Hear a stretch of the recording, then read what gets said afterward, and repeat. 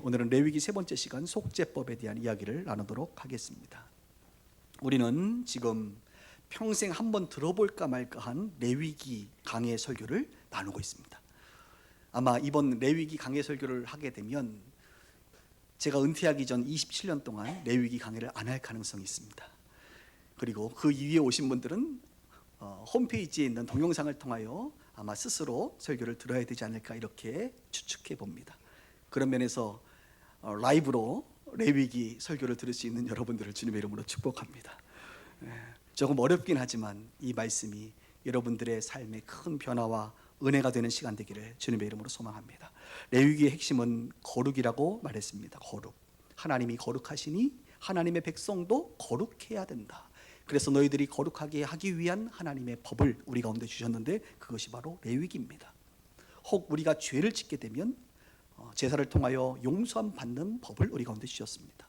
또 죄를 짓지 않아도 이 땅에서 하나님의 백성답게 거룩하게 살아가도록 거룩함을 유지할 수 있는 법을 우리 가운데 주셨습니다. 그 내용이 바로 레위기입니다. 우리는 지난 시간에 제사법과 정결법에 대해서 배웠죠. 그리고 이런 것들은 죄를 지으면 용서받는 그 회복의 법이다 이렇게 말할 수가 있습니다. 그리고 그 회복의 법, 오늘 마지막인 바로 속죄법에 대한 이야기를 여러분들하고 나누고 싶습니다. 죄를 지면 속죄하기 위한 하나님께서 특별하게 주신 법이 오늘 속죄법인데요. 그간 제사법에서 보면 번제, 소제, 화목제, 속죄제, 속건제. 지난번에 제사법에도 속죄제가 나왔거든요. 이 속죄제는 본인이 죄를 짓고 깨달아 하나님 앞에 나아가 날과 일을 정하지 않고 스스로 판단하여 하나님 앞에 나아가 속죄하는 것을 속죄제라고 말할 수 있습니다. 그러나 우리가 오늘 보게 될 레위기 16장과 17장은 이런 속죄제가 아니라 대속죄죄, 한마디로 대속죄일에 대한 이야기입니다.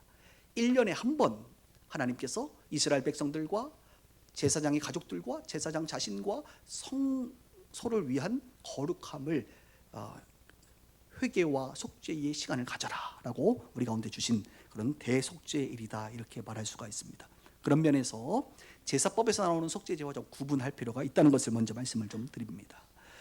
1년에 한 번 이스라엘 백성들은 7월 10일 히브리 달력으로 7월 10일 우리로 얘기하면 한 9월 10월 정도 되겠는데요, 대속죄일을 거행합니다.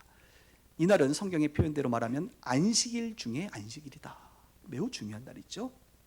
이렇게 표현할 수가 있는데요, 이 대속죄일에는 세 가지의 사람들의 죄를 속죄합니다. 먼저는 이 제사를 드리는 대제사장 자신의 죄를 속죄하고, 그 다음에 제사장의 가족들을 위해서 속죄하고, 그리고 모든 백성들을 위한 속죄가 일어나게 됩니다. 그리고 하나님의 성막과 성소를 다시 정결하게 하는 시간들을 갖습니다.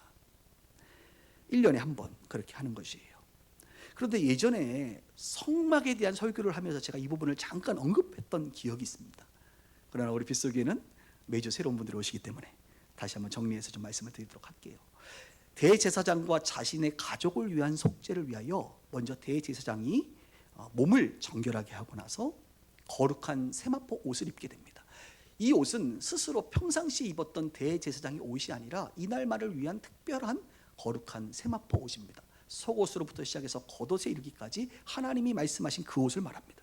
그래서 그 옷을 입고 나서 순양 한 마리를 잡아가지고 번제물로 드리고, 수송아지 한 마리를 잡아가지고 속죄 제물로 드린 후에 그 피를 담아 이제 지성소에게 나가게 됩니다. 성소 마지막에 보면 향로가 있잖아요. 분향단이 있습니다. 그곳에서 향을 피우게 되죠. 그러면 그 향이 이제 커튼 안쪽에 있는 속죄소까지 들어가게 됩니다. 그래서 그 속죄소 안이 뿌옇게 되겠죠. 그 이후에 대제사장이 지성소의 휘장을 열고 들어가게 됩니다. 하나님을 가리는 속죄소를 가리게 되는 역할을 합니다.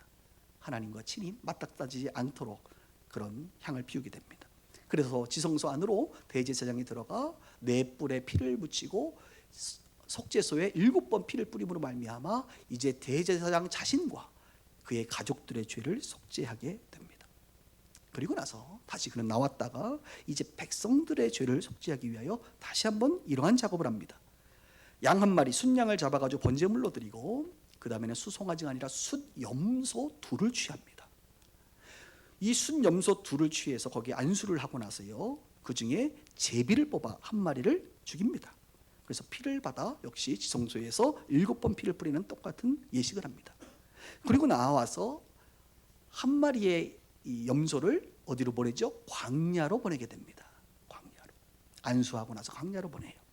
이 광야로 보내는 이 염소를 향하여 성경은 아사셀이다 이렇게 말하고 있습니다. 아사셀. 히브리어를 그대로 풀었으면 광야로 보낸 염소라는 뜻입니다. 그렇죠. 염소 한 마리 광야로 보내지니까 광야로 보낸 염소로 아사셀이라고 표현합니다. 영어 성경에는 이것을 희생양으로 번역하여 있습니다. 희생양. 이렇게 해서 백성들의 죄를 사하는 이런 작업들을 1년에 한 번 하게 됩니다. 중요한 것은 이 두 염소입니다. 오늘 이 두 염소, 바로 우리 백성들의 죄를 사하는 이 작업을 할 때에 이 두 염소에게 안수를 한다는 거예요. 안수한다는 것은 죄를 전가시키는 의미를 가지고 있다고 그랬죠. 그리고 그 죄를, 백성들의 죄를 받아 피에 제사를 드리게 되고, 또 하나는 광야로 보내요. 이제 죄를 멀리하는 그런 상징적인 의미를 가지게 됩니다. 이 두 염소는 누구를 상징하느냐 그랬죠? 예전에 예수님을 상징한다고 그랬습니다. 예수님의 십자가의 사건과 그분의 피는 바로 이 염소, 어린 양이신 예수님의 보혈을 상징하고, 하늘 보좌를 버리고 인간의 죄를 짊어지고 이 땅에 내려오신, 광야 같은 이 세상으로 오신 그분은 바로 광야로 보내진 바로 염소와 같으신 그런 예수님을 상징한다 이렇게 말했습니다. 이런 내용을 알면서 우리가 다시 한번 성경을 잠깐 한번 보도록 할게요. 20절을 보겠습니다. 그 지성소와 회목과 제단을 위하여 속죄하기를 마친 후에 살아있는 염소를 들이되 아론은 그의 두 손으로 살아있는 염소의 머리에 안수하여 이스라엘 자손의 모든 불의와 그 범한 모든 죄를 아뢰고 그 죄를 염소의 머리에 두어 미리 정한 사람에게 맡겨 광야로 보내라 이렇게 말을 하고 있죠. 지금 방금 제가 설명한 내용들에 대한 성경 내용입니다. 오늘 이 본문에서 우리가 주목해야 될 것이 있습니다. 바로 우리의 죄를 짊어지고 십자가에 돌아가신 예수님에 대한 이야기입니다. 1년에 한 번 대속죄일이 있는 것처럼 저와 여러분들의 인생에 평생에 딱 한 번 있는 일이 있습니다. 바로 예수님을 믿고 영접하는 일입니다. 이 일은 반복할 필요가 없어요. 바로 거듭나는 것입니다. 예수님의 십자가 사건은 우리 인생에 딱 한 번 있는 일입니다. 그리고 이 일은 우리의 죄를 짊어지시고 십자가에 죽은 사건입니다. 이 일이 성립되기 위해서 가장 기본적인 전제가 있는데, 그것은 바로 뭐냐면 오늘 이스라엘 백성들처럼 우리가 죄를 짓는다. 다른 말로 우리는 죄인이다라고 하는 전제입니다. 모든 인간은 죄를 지어서 이 모든 인간의 죄를 짊어질 예수님이 필요하다는 것이죠. 여러분, 이 말에 동의가 되시나요?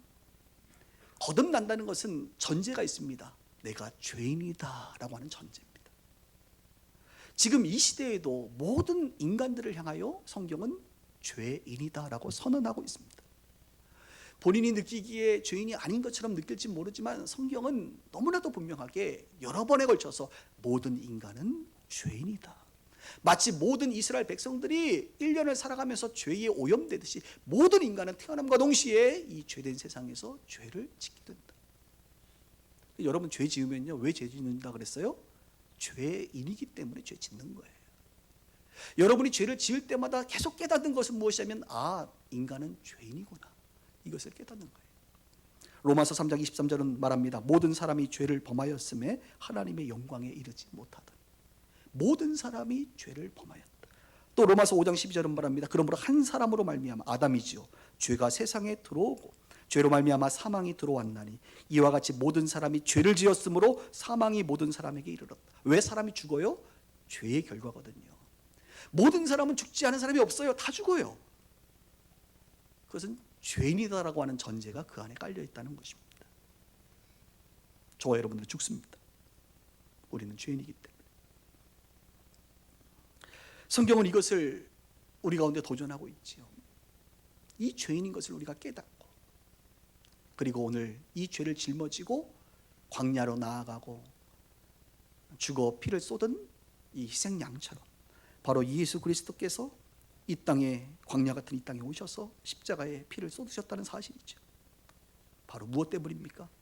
이스라엘 백성들을 위하여 속죄함을 주는 그 희생양처럼 바로 예수님은 저와 여러분들의 죄를 짊어지고 우리에게 용서, 속죄의 은혜를 허락하기 위하여 십자가에 죽었다라고 하는 사실입니다.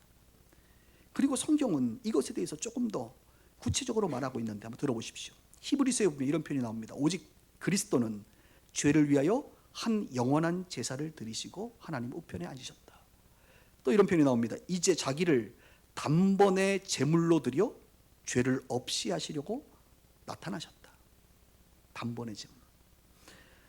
또 이런 표현이 있습니다. 이와 같이 그리스도도 많은 사람의 죄를 담당하시려고 단번에 들이신 바 되셨고 우리로 하여금 구원에 이르게 하셨다. 예수님의 십자가 사건은 단번에 일어난 사건이요, 예수님의 십자가 사건은 영원한 효력을 가진 사건이요, 그래서 2000년 전의 사건이 지금도 효력이 있는 것은 영원한 사건이기 때문에 그래요. 우리가 그 예수님을 한 번만 영접하면 되는 것은 단번의 사건이기 때문에 그렇습니다. 그것을 통하여 우리가 용서함을 받고 구원에 이르게 된다라고 히브리서는 강조해 주고 있습니다. 이 속죄는 죄 없으신 예수 그리스도의 십자가 사건으로만 가능합니다. 모두가 감옥에 있는데 감옥에 있는 사람이 감옥에 있는 사람을 구원할 수 없습니다. 죄인이 죄인을 구원할 수 없습니다. 오직 죄 없으신 예수님만이 하늘 부자를 버리시고 이곳에 오셔서 우리의 죄를 짊어지셨다라는 건 사실입니다. 사랑하는 여러분, 여러분은 영원한 제사를 드리시고 단번에 희생 제물이 되신 예수님의 십자가 사건을 믿으시나요? 이 예수님의 십자가 사건으로 말미암아 우리의 근본적인 영원한 풀리지 않은 이 죄의 문제가 해결되었다라고 하는 이 사실을 인정하시나요? 그리고 그 예수님을 마음으로 받아들여 영접하셨습니까? 그래서 여러분들은 지금 구원받은 백성이다, 나는 죄인 같긴 하지만 의인이다, 죄인 같은 의인으로서 지금 살아가고 있음을 여러분 고백하시나요? 바로 그 기독교 공동체는 우리로 하여금 이 예수님의 십자가 사건을 강조합니다. 최근 한국 교회는 행위 구원에 대한 이야기들이 조금씩 있다 그랬죠. 왜냐하면 예수 믿는 사람들이 십자가의 구원만 믿고 이제 용서 받았으니까 막 살아요, 막 살아. 그래서 죄도 많이 짓고 사기치고 세상 사람들하고 똑같으니 구원의 기준을 좀 올려야 되지 않겠습니까? 이렇게 가지고 구원 못 받는다. 너희들의 삶이 거룩해야만 구원 받는다라고 행위 구원을 강조하고 있는 시대에 우리는 살아가고 있습니다. 행위 구원을 강조하면 강조할수록 예수님의 십자가의 공로가 평가절하된다는 사실을 기억해야 돼요. 아니요, 삶은 또 다른 이야기입니다. 성화의 이야기는 또 다른 이야기입니다. 지금 예수님의 십자가 사건, 이 공로는 우리로 하여금 값없이 거저받은 하나님의 은혜의 결과라고 하는 것을 우리는 잊지 말아야 됩니다. 그리고 그 은혜를 받은 자가 어떻게 살아야 되느냐에 있어서 그 하나님의 은혜에 합당한 삶을 살아야 되는 것은 또 다른 이야기라는 사실을 오늘 다시 한번 여러분들에게 말씀드립니다. 저는 찬송가 중에 제일 눈물 나는 찬양이 하나 있어요. 뭐냐면 151장. 주로 우리가 이 찬양은 언제 하죠? 고난 주간에 주로 많이 합니다. 찬양의 가사는 이렇습니다. 만왕의 왕 내 주께서 왜 고초당했나, 이 벌레 같은 날 위에 그 보혈 흘렸네. 날 벌레라고 얘기하고 있어서. 근데 신앙생활을 하면 할수록 벌레인 것이 분명하다. 어제도 어떤 분이 저한테 목사님 저는 사람이 아니라 짐승입니다 이렇게 얘기하더라고요. 그래서 그런 표현을 할 수 있다는 것은 많이 성화됐다는 반증이지요. 만왕의 왕 내 주께서 왜 고초당하셨죠? 이 벌레 같은 날 위에 주 보혈 흘렸네. 그리고 후렴은 이렇게 되지요. 노래로 하겠습니다. 십자가 십자가 내가 처음 볼 때에 나의 마음의 큰 고통 사라져. 오늘 믿고서 내 눈 밝았네. 참 내 기쁨 영원하도다. 십자가 십자가 내가 처음 볼 때 나의 마음에 이 죄의 고통이 사라졌다라고 하는 거예요. 그것을 믿고 내 눈이 밝아졌고 이 기쁨이 영원함을 깨닫는 십자가 십자가. 오늘도 여러분 교회 나와서 우리가 그토록 많이 들었던 그 십자가를 이야기하고 있습니다. 오늘 대속죄일에 대한 이야기를 하면서 먼저 우리가 점검해야 될 것은 바로 우리는 정말 속죄함을 받은 근본적인 죄의 문제를 해결한 사람이냐? 정말 우리는 이 십자가의 예수를 믿느냐? 그 예수가 아사셀의 염소처럼 희생양이 되어 우리 가운데 오셨고 십자가를 지셨고 보혈을 흘렸다라고 하는 이 사실을 우리는 정말 그 누가 어떤 논리로 우리에게 설명한다 할지라도 우리는 이 사실을 믿고 있느냐? 이것을 말하고 싶은 것이죠. 믿으시나요? 지금 저의 이야기가 여러분의 이야기인가요? 예수 그리스도를 믿음으로 인생의 근본적인 죄의 문제를 해결하고 거듭났더라도 근데 우리는 육신의 이 죄에 오염되어 있는 육신을 입고 살고 이 죄된 세상에서 살아가기 때문에 오늘 이렇게 표현하고 싶어요. 먼지가 쌓인다 이것입니다. 먼지가 거듭났어도 이 세상에서 살아가는 동안 죄의 먼지가 계속 쌓이게 되고 죄로 오염되어지는 삶을 우리가 살 수밖에 없다는 거예요. 그럼 어떻게 됩니까? 먼지를 털어버려야죠. 계속 쌓아둘 수는 없습니다. 날마다 털어버리는 거죠. 날마다 씻어내야지요. 우리의 신분이 바뀌는 것이 아니라 신분은 여전히 하나님의 백성인데 이 세상에 사는 동안에는 끊임없는 죄의 오염과 노출이 되기 때문에 죄를 털어버리는 거예요. 마치 이스라엘 백성들이 하나님의 백성으로 출애굽하여 그들의 신분은 바뀌지 않습니다. 그들이 어떠한 연약함 속에 있다 하더라도 여전히 하나님의 백성 이스라엘이에요. 그러나 오늘 대속죄를 통하여 적어도 1년에 한 번은 온 백성이 다 먼지를 털어버려야 된다는 거죠. 저는 그런 면에서 이 땅의 그리스도인들도 적어도 1년에 한 번, 두 번은 쌓인 먼지를 털어야 될 줄 믿습니다. 많이 쌓이면 털기 힘들걸요. 평상시에 좀 털어내세요. 그리고 저는 개인적으로 1년에 한 두 번 정도 우리가 고난주간 뭐 이런 특별 새벽 기도 같은 거 하잖아요. 고난주간 아니면 금요일날 성만찬 하잖아요. 그때 한번 털어내고 또 그때 못 털어내신 분들은 올해가 가기 전에 또 언제가 있죠? 송구영신 예배 할렐루야 11시 59분까지 털어내고 내년을 맞이해야 된다 이거예요. 그래서 저는 송구영신 예배 때 항상 새날에 대한 이야기보다는 올해를 잘 마감하는 이야기에 설교를 하는데 요즘 여러분 한국교회가 송구영신 예배 안 드리는 데 많아요. 그리고 성탄절 예배 때도 12월 25일이 보통 주중이 많잖아요. 올해도 보니까 화요일인가 수요일인데요. 성탄절 예배 안 드립니다. 그냥 주일날 그냥 같이 성탄절 예배로 끝내고 성구영신 예배는 뭘 해? 그냥 12월 마지막 주 주일 예배 때 같이 하고 뭐 이런 식으로 끝냅니다. 근데 저는 그러고 싶지 않아요. 우리 빗소교회는 12월 31일 날 11시 예배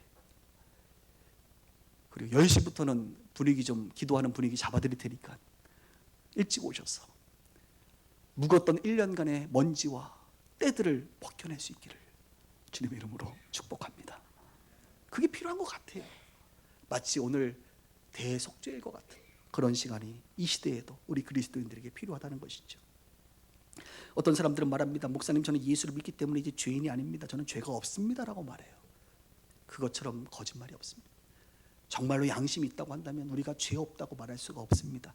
요한일서 1장 8절에 이렇게 말하죠. 만일 우리가 죄가 없다고 말하면 스스로 속이고 또 진리가 우리 속에 있지 아니할 것이요. 만일 우리가 우리 죄를 자백하면 저는 밉보시고 의로우사 우리의 죄를 사하시며 우리를 모든 불의에서 깨끗하게 하실 것이요. 목사인 저도요. 내 양심이요. 내가 이 땅을 살아가는 동안 죄에 노출돼서 죄 없다고 말 못합니다. 물론 의인은 의인이에요. 죄인 같은 의인이란 말이에요.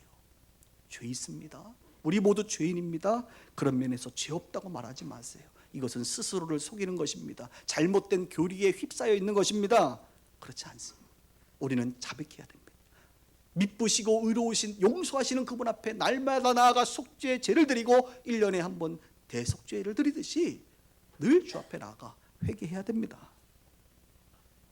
2주 전에 제사법에 대해서 이야기할 때 이런 표현을 썼습니다. 기독교 최고의 가치는 속죄다. 기독교의 최고의 가치는 속죄입니다. 속죄.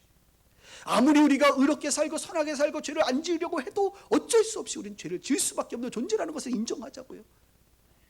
그래서 속죄의 은혜가 아니고서는 우리는 거룩함을 유지할 수가 없습니다. 특별히 오늘 성경은 세 가지 속죄를 말하죠. 대제사장 개인의 죄, 개인의 죄. 대제사장도 속죄해야 된다는 거예요. 너희들이 왔다 갔다 했던 이 성막도 속죄해야 된다는 거예요. 정결케. 하나님 외에는 다 1년에 한 번은 속죄해야 된다는 거예요. 대제사장도요? 예. 목사님도요? 물론이죠.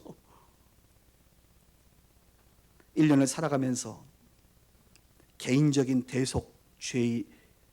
대속죄일이 있어야 된다는 것입니다. 왜냐하면 우리 모두는 아무에게도 말 못할 죄를 짓고 있기 때문에 그렇습니다. 아무에게도 말 못할 죄라는 것은 큰 죄입니다. 큰 죄. 작은 죄들이야 얼마든지 얘기할 수 있지요. 남편에게 아내한테 또 셀 모임에서 죄를 고백할 수 있습니다. 그러나 남편이, 아내가, 자녀들이, 내 교회 동역자들이, 지체들이 들었을 때 너무나도 충격을 받고 깜짝 놀랄 만한 그 죄는 지어도 말을 못해요. 누구만 알아요? 여러분하고 하나님만 아는 거예요. 그런 죄가 없나요? 나는 있는데. 나는 있는데 여러분 없나요? 오늘 어떻게 대답을 해야 될지. 있잖아요. 그 죄는 어떻게 할 거예요? 하나님 앞에, 다른 사람한테 말할 필요는 없어요. 하나님 앞에 대속죄를 경험하는 것입니다. 용서하신 그분의 은혜를 경험하시는 것입니다. 그래서 이 땅을 살아가면서 은혜 아니면 살아갈 수 없음을 고백할 수밖에 없어요. 그래서 성화된 사람일수록 내가 죄인인 것을 고백합니다. 죄를 많이 지어서 죄인인 것이 아니라 작은 것에도 내가 죄인인 것을 깨달은 거예요. 그래서 여러분, 예수 잘 믿는 사람들은 늘 죄인이라고 늘 얘기해. 오히려 초신자들은요, 예수 믿고 내가 왜 죄인이야 이렇게 막 대들어요. 그런데 예수 오래 믿으면 믿을수록 죄인인 것을 깨닫는 거예요. 다윗이 그랬잖아요. 물론 큰 죄졌지요. 우리아의 아내 밧세바를 범했잖아요. 아무도 모르는 줄 알았어요. 다 아는데 스스로는 말할 수 없는 겁니다. 그러나 하나님의 선지자를 통하여 날 밝히 드러나게 되지요. 그때 다윗의 위대함은 무엇입니까? 그 선지자 죽이고 내 이 비밀을 아는 모든 사람들을 다 잡아다가 죽이는 게 아니라 하나님 앞에 철저한 회개를 했다는 것입니다. 참회의 눈물을 흘렸다는 것입니다. 바로 오늘 성경이 말하고 있는 개인적 대속죄를 삼았다는 것입니다. 그것이 다윗의 위대함입니다. 저는 우리 빗소 식구들이 개인적인 죄들을 주 앞에 고백하는 대속죄일이 있기를 주님의 이름으로 축복합니다. 두 번째는 가족의 죄입니다. 대제사장은 자신의 죄뿐만 아니라 가족의 죄를 속죄합니다.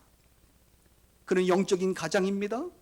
가장으로서 가정이 바로 서지 못함을 알 거예요. 자녀들이 온전하지 못하고 죄를 지었던 것들을 그는 알 것입니다. 하나님이 맡기신 이 가정, 제사장 직분을 잘 감당하지 못했던 것들에 대해서 그는 하나님 앞에 통감하며 회개하는 그런 속죄 시간을 갖는 것이죠. 우리도 생각해 보면 하나님이 우리 가운데 가정을 주셨는데 우리도 꽤나 회개할 것들이 있습니다. 우리의 부부관계, 자녀들의 삶들을 바라보면서 우리가 자녀들을 잘 양육하지 못한 것에 대한 마음 아픔, 가정을 생각하면 하나님 앞에 부끄러운 것들이 참 많지요. 이런 것들을 회개해야 된다는 것입니다. 사무엘상에 보면 엘리 제사장이 나오죠. 대표적으로 자녀들을 잘 양육하지 못한 부모입니다. 사사이고 대제사장인데 그에게는 아들 홈니와 비느하스가 있었죠. 이 홈니와 비느하스는 제사를 멸시했습니다. 소나 양이나 고기를 갖고 오면 제사를 드려야 되는데 먼저 입마에 포켓을 한 거예요. 나는 삶는 거나 이런 것이 싫어요. 나는 날 것을 좋아해. 그냥 빨리 갖고 와봐. 그래서 입마에 포켓을 한 거예요. 그뿐만 아니라 그는 수종드는 여인들과 동침하는 그런 일들을 범하게 됩니다. 하나님께서 이 일을 아시죠? 성경은 말합니다. 엘리의 아들들은 행실이 나빠 여호와를 알지 못하더라. 아니, 대제사장의 아들들이 하나님을 알지 못하고 제사장 직분을 감당하고 있는 거예요. 이 얼마나 황당한 일입니까? 그럼 아버지가 따끔하게 자녀들을 교육하고 내쫓아버리고 말이죠. 그냥 카드 딱딱 끊어버리고 해서 정신 차리게 하고 회개하고 돌이키게 해야 되는데 이 자식 사랑이 하나님 사랑보다 더했던 것 같아요. 그래서 성경은 자기 아버지 엘리의 말을 그 자녀들이 듣지 아니하였다라고 말하고 하나님은 이 모습을 보고 결정적으로 이렇게 말합니다. 엘리야, 너희는 어찌하여 내 아들들을 나보다 더 중히 여기느냐. 대제사장인 엘리는 하나님보다 아들들을 더 중히 여기는 죄를 짓게 됩니다. 그래서 주님이 이 유명한 말씀을 그때 하시죠. 나를 존중히 여기는 자를 내가 존중히 여기고 나를 멸시하는 자를 내가 경멸하리라. 두려운 말입니다. 사랑하는 여러분, 여러분 하나님 존중하고 계십니까? 여러분에게 있는 그 자녀들은 다 하나님께서 여러분들에게 맡기신 거예요. 하나님의 자녀들이라고요. 하나님보다 자녀들을 더 사랑해서는 안 됩니다. 믿음으로 자녀들을 잘 양육하셔야 됩니다. 이런 이야기들을 들으면서 우리가 가족을, 하나님이 주신 이 공동체를 잘 다스리지 못한 것에 대한 마음들이 들잖아요. 이것들을 회개해야 된다는 것이죠. 대속죄일에 마치 대제사장이 가족들을 위하여 회개했던 것처럼 우리도 그렇게 해야 될 줄 믿습니다. 마지막 세 번째는 국가의 죄지요. 모든 백성, 나라와 민족을 위한 속죄를 대제사장이 합니다. 우리도 왕 같은 제사장으로서 국가가 하나님의 말씀을 떠나 큰 죄를 짓고 있을 때 나 몰라라 할 것이 아니라, 이민 갈 것이 아니라 회개하며 애통해야죠. 국가적 차원의 죄들이 있습니다. 법이 제도를 통하여 법이 죄를 합법화시키죠. 동성애도 그랬고, 낙태 문제도 그랬고, 우상숭배 문제도 그렇고, 심지어는 교회 안에도 세습의 문제라든지 세속화의 문제가 있습니다. 이런 것들을 볼 때 마음이 아파, 마음의 옷을 찢으며 통회하며 회개의 대열에 우리가 참여해야 됩니다. 구약에도 보면 미스바라고 하는 지역이 있어요. 미스바에서 사사기 때에 국가적인 기도운동, 회개운동이 일어납니다. 사무엘상에서도 이 미스바에서 회개운동이 일어납니다. 에스더에도 보면 미스바는 아니지만 예루살렘에서 회개합니다.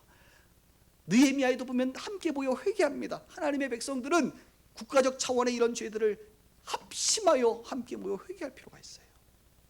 하나님이 그것을 기뻐하십니다. 그렇게 대속죄일과 같은 정결함의 시간을 가져야 합니다. 저는 개인적 차원의 부흥이든 국가적 차원의 부흥이 언제 오느냐, 너무나도 분명한 증거가 있지요. 역사를 통하여 하나님의 말씀 앞에 회개의 영이 부어질 때 부흥은 시작됩니다.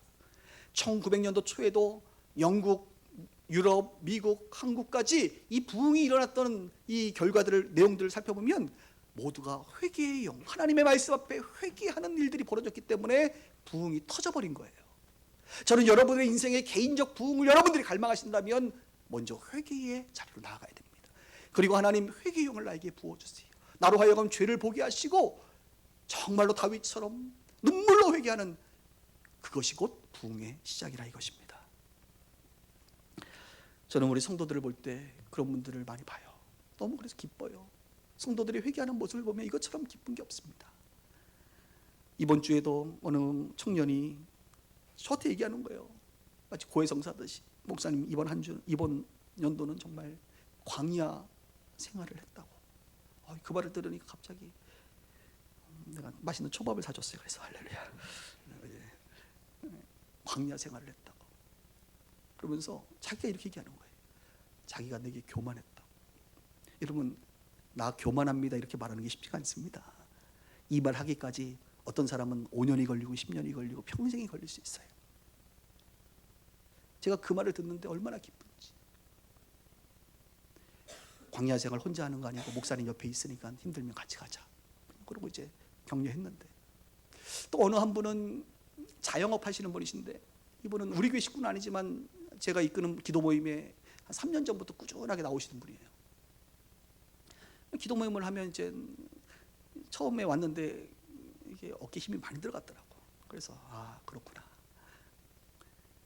계속 모임을 하면 할수록 제 마음 가운데 회개해야 되는데 저분, 이런 마음이 자꾸 올라오죠. 근데 회개할 마음이 없는 사람한테 회개하라 그러면 교회를 떠나거나 혹은 관계를 끊습니다. 그래서 오직 때를 기다리는 것이죠. 그런데 이분이 몇 개월 전부터 기도에 와서 기도만 하면 그렇게 우는 거예요. 그래서 저는 많이 힘든가 보다, 여러 가지로 많이 고난의 시간을 보내고 있구나. 그래서 위로하고 격려하기도 했습니다. 그런데 알고 봤더니 그 내용이 회개의 기도를 하기 시작하는 거예요. 몇 년 만에 하나님께서 이분에게 회개의 영을 부어주신 것 같아요. 그러더니 지난주에는 모임을 하는데 모든 사람들 앞에서 자기의 죄를 고백하는 것입니다. 눈물을 흘리면서 이렇게 얘기하는 거예요. 세 가지를 말해요. 첫 번째, 제가 교만했습니다. 저는 정말 교만한 사람입니다. 이런 이야기를 하고, 두 번째, 그동안에 지었던 죄악들을 하나님이 계속 생각나게 하셔서 계속 회개하고 있습니다. 세 번째, 거의 모태신앙인데 지금까지 온전한 11조를 드려본 적이 없습니다. 온전한 11조 하지 않는 것에 대해서 성령님께서 깨닫게 하셔서 회개하고 있습니다. 율법이 아니라 성령께서 기도 모임에 꾸준하게 오기 시작하니까 어느 순간부터 회개의 영을 부어주시면서 그 사람이 감당해야 될 그런 거룩함에 대한 요구를 하시는 거죠. 그러니까 우리 함께 기도하던 사람들은 얼마나 마음이 기쁘고 감동이 되고 그분을 위해서 중보를 하게 되는지, 위로와 격려를 하게 되는지 말이죠. 그래서 제가 이제 기도를 이렇게 해주는데 갑자기 에스겔 47장의 말씀이 떠오르면서 성전 문지방에서 물이 흘러나와 발목과 무릎과 허리와 온몸에 잠기는데 이분은 보니까 어깨까지 물이 잠겨 있는 것이 느껴져요. 그래서 제가 이분에게 조금만 더 가면 은혜에 푹 잠기겠는데요, 뭔가 당신의 인생에 큰일이 벌어지겠네요, 회복이 되겠네요, 돌파가 되겠는데요, 그런 믿음의 선포를 제가 하면서 격려를 했던 그런 시간을 가진 적이 있습니다. 사랑하는 여러분, 저는 오늘 이 무거운 주제를 가지고 다시 한번 여러분들에게 말합니다. 아직 기회가 있어요. 아직 올해는 가지 않았습니다. 아직 우리의 생명은 다하지 않았습니다. 아직 하나님을 기쁘시게 할 수 있는 날은 많습니다. 오늘 설교를 통하여 여러분 개인의 대속죄를 맞이하시길 바랍니다. 여러분의 가정의 대속죄를 맞이하기 바랍니다. 교회와 이 민족을 위하여 함께 회개하며 마음을 찢는 대속죄를 경험할 수 있기를 바랍니다. 이것이 속죄의 은혜입니다. 그 은혜 속에 놓이는 우리 모두가 되기를. 그래서 온전함을 통하여, 이 회개의 영을 통하여 우리 인생이 부흥되고 회복되는 축복의 인생 되기를 주님의 이름으로 축원합니다.